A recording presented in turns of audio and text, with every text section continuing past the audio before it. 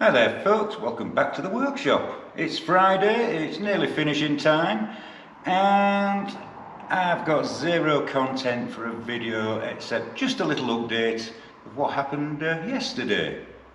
So, what am I talking about? If you've been following the Rolls Royce Merlin story of where they came from, etc., you've been to the museum and you've listened to me waffle on about the Merlin engine in the workshop, you've probably heard the name Karl Kjarsgaard. He's a Canadian curator for the Bomber Command Museum of Canada, and probably a legend when it comes to actually saving history. Let me explain. After the war, not a single Halifax bomber was saved. They were all scrapped. So the only ones now in existence really are a big thanks to Karl Kjarsgaard and his teams who are dedicated to saving and rebuilding. Yes. So he was in the UK and he called in with Andy Ward for a visit and say hello. First time I've met him, lovely guy, really nice guy. He also brought us something, so let's take a look. Sorry if the light's a bit bad, I'm in the little tent. Anyway, so yesterday Andy and Karl arrived, came and had a look in the workshop, in the museum, and we talked about a couple of things that they had brought with them. Now, I was absolutely gobsmacked, and I'm sure you will be too, at these two golden gems of history. So, let's take a closer look. So, first up is this. For anybody who doesn't know, I'll be honest, I wouldn't have known straight away. This, tripping up again, is a Hobson fuel injection throttle body from a Bristol Hercules engine. He acquired four, three of which are in very good condition. However, this one has suffered some corrosion. But it does look like it has been worked on. If you look at the bottom there, the wooden board, it's sort of, how shall we say, capping off the Venturis. And there's some really nice details on it, as you can see. So it's quite possible the interior of this unit is in good condition. It does have some little bits of damage. I mean, that arm does have a bit of a bend to it. But yeah, what a nice piece. Now, it did say if it smells, if I unplug anything and it smells of glycol, there's a good chance it was stored properly. Sadly, the storage conditions were not perfect on this one.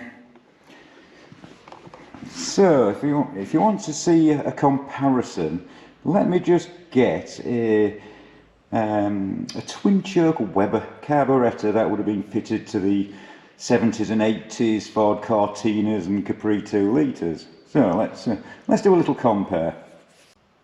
So folks, that is a Weber carburettor from a petrol engine of 2 litres in displacement, next to the throttle body of a 14-cylinder sleeve valve radial engine. It is huge in comparison. A few details on the plate there. I'm certainly no expert, and if anybody's got the Haynes Workshop manual, I'd love to read it. So, that being golden gem number 1, which has to be said, it's quite impressive.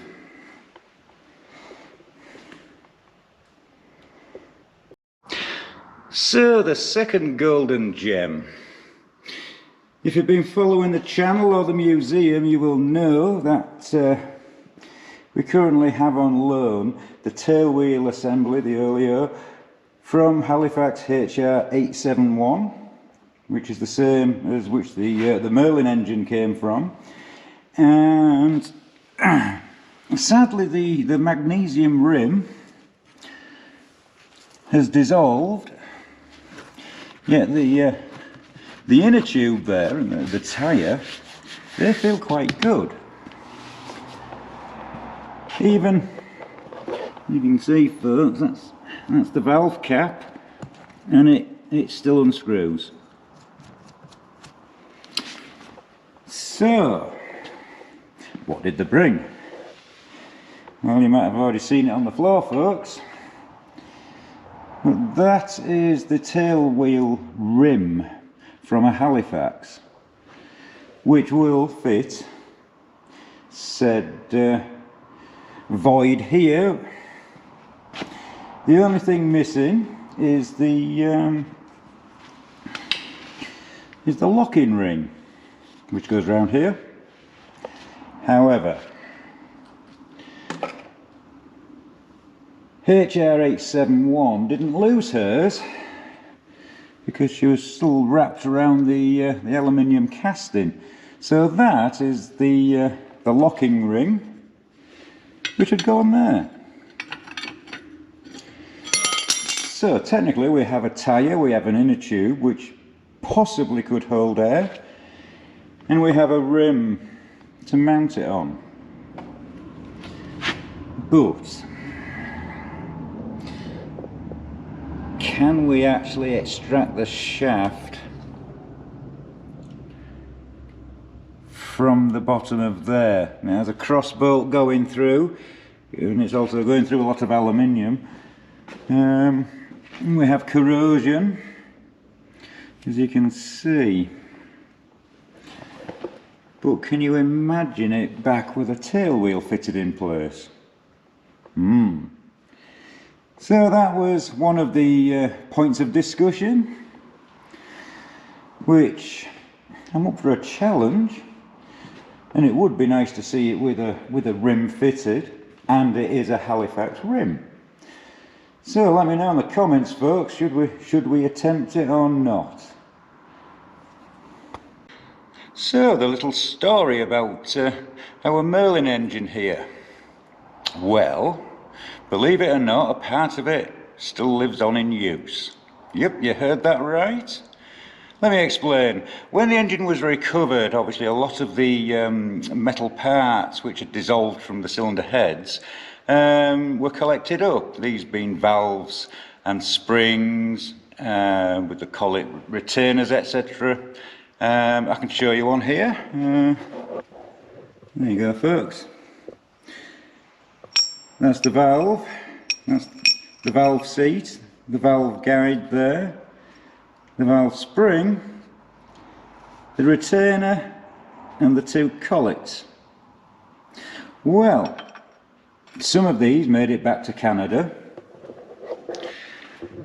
and the Bomber Command Museum in Canada obviously have a Lancaster which has Merlin engines, and while doing some work on the cylinder heads, a collet retainer from one of the valves was lost. So one came to the rescue from HR 871's engine, this one here.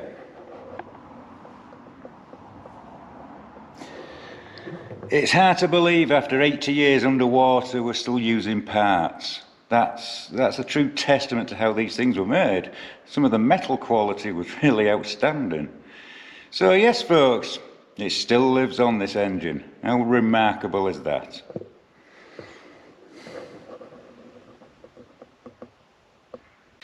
Quite a story to think these things still have use in the modern day. So folks, on that bombshell, that's it for this video. Just a little update of quite an amazing experience this week.